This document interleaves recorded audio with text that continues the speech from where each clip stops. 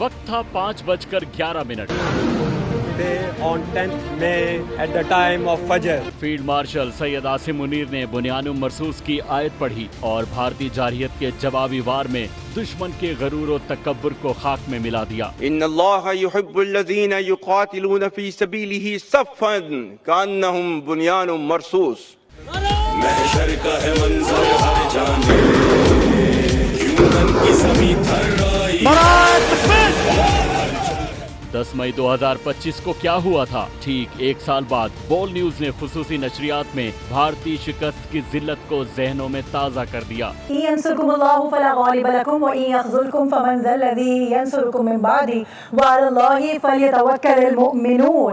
यानी आ गया कि जब अल्लाह जिसके साथ हो उस पर कोई गलबा हासिल नहीं कर सकता। शेर जवान आंखों में आंखें डाल के हमला करते हैं। 65 की जंग में चंद सेकंड में 6 तैयारे तबाह करने वाले 2025 में ईंट से ईंट बजा दी गई और इस बार तुम्हारी बर्दाश्त से भी बाहर जाएंगे।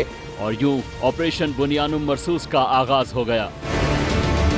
तज्जियाकारों के काबिल एतमाद पैनल ने भी भारतीय सलाहियतों का पोस्टमार्टम कर डाला। जिस तरीके से पाकिस्तान ने अपने से 6 गुना बड़े दुश्मन को शिकस्त दी थी, आज के दिन जिस तरीके से इकट्ठे होकर हमने फिर ये जंग में हिस्सा लिया, जिस तरीके से हिंदुस्तान को शिकस्त दी।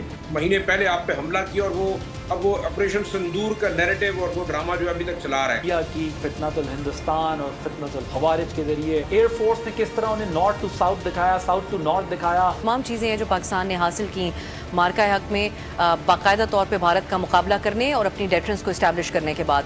सो आई थिंक आज जो एक ओवरऑल नेशनल हमें मिजाज नज़र आता है, जो बयानात सामने आए हैं, ये तमाम चीज़ें एक तरीके से रिफ्लेक्ट करती हैं उस कौमी जज्बे को और जो कॉन्फिडेंस इसके बाद बिल्ड हुआ है। बोल न्यूज की स्क्रीन आज पाकिस्तानी मीडिया पर छाई रही। जानदार नशरियात को नाजरीन ने खूब सराहा।